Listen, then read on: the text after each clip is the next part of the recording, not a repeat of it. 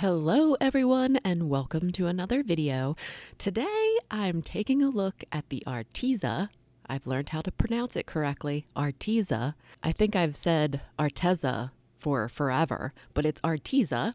These are the Everblend art markers and I have the 36 set of Flora. I absolutely love this box. It is really thick, like cardboard box. You know what a nice box is. You can even fold it up all fancy like and have all of your colors line up with the markers in a nice or ergonomic way for you.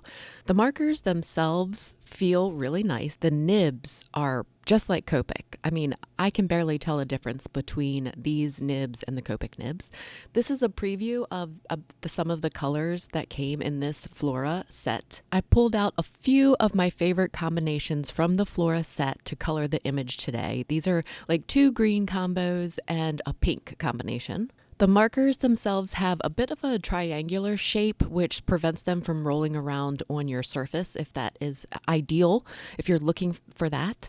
Did I mention that these are alcohol markers? Yes, these are alcohol markers. So I'm a big fan of alcohol markers. I have several different brands in my collection, which I will show you.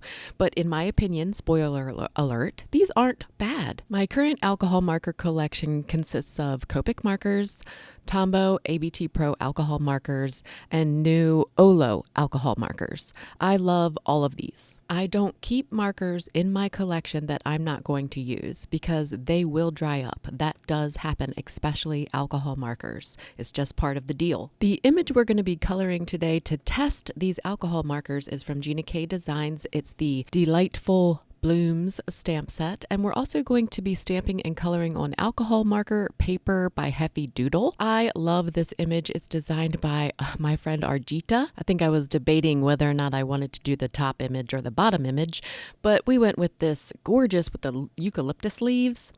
I'm stamping it in alcohol marker friendly ink. That's also important when you're using alcohol markers, is to get a good ink. This one is Extreme Black by My Favorite Things. I have this handy dandy makeshift stamping tool thingy. Don't laugh at me. I'm in the process of making my own, okay? So I started with these 3. Now, when I do a combination of colors, I start with a light and a medium and a dark. Okay, so sometimes I'll start with the dark and then work my way down to the light. Sometimes I'll start with the medium and then go back to the dark and then go to the light.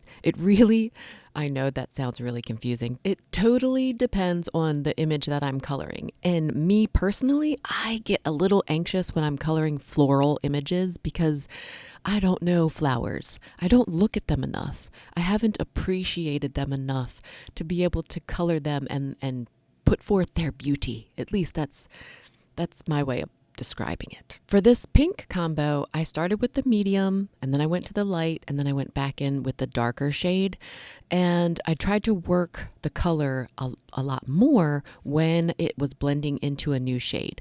Now, I'm trying to color this image with extreme highlights. To me, that means I'm going to give it a lot of white space, a lot of that highlight, not so filled in with color. I do believe that these pink colors blended really well. Not all of the combinations from the Flora marker set that I have, I don't think they all blended this well, but for the most part, they did. Another thing that I noticed is I didn't get a zero marker or a blender marker or any way to clean up your image like you do with the Copic markers or the Tombow markers.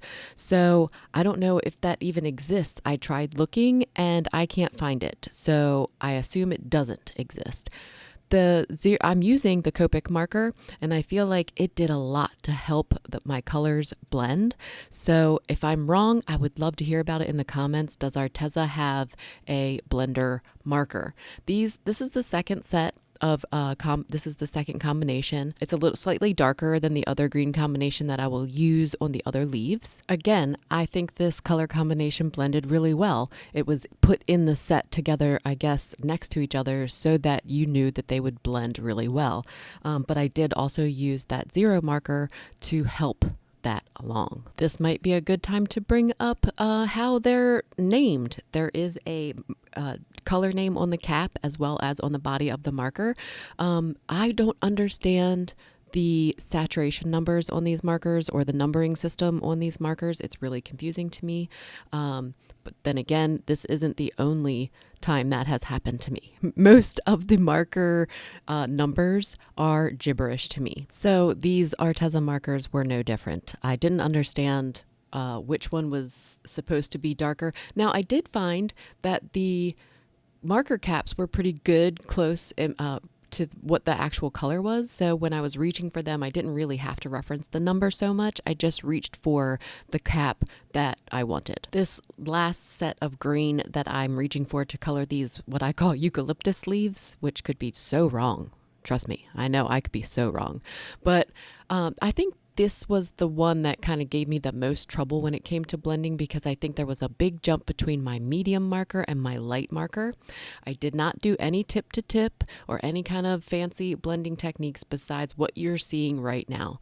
I really just wanted to see how these markers were going to color. And we can probably get a little bit better blending if we use those types of techniques with these markers when there's a jump in I guess, saturation. I am typically drawn to high contrast, low saturation images, which means there's a lot of definition between the blacks and the whites, but all the colors seem to blend together. I love gray. What can I say? I try to have as much gray area as possible. I should also say that I've never been trained in coloring, okay? I've basically just started coloring when I was a child and I never stopped. So that's it. That's all of my training in a nutshell, basically coloring books and crayons, and then now alcohol markers and stamps. I also typically like to use colored pencils along with my alcohol markers to deepen that contrast in my images, but I didn't here. I wanted to see how the markers were going to perform. I added a little bit of orange to that center. Is it a pistil? I have no idea. I'm sorry. I get so confused when coloring these images sometimes because I don't know the parts of the flower or really how the flower is supposed to be laying or which direction the flower should be laying in. So sometimes my images can get a little wonky in the coloring and you kind of don't know what's up from down.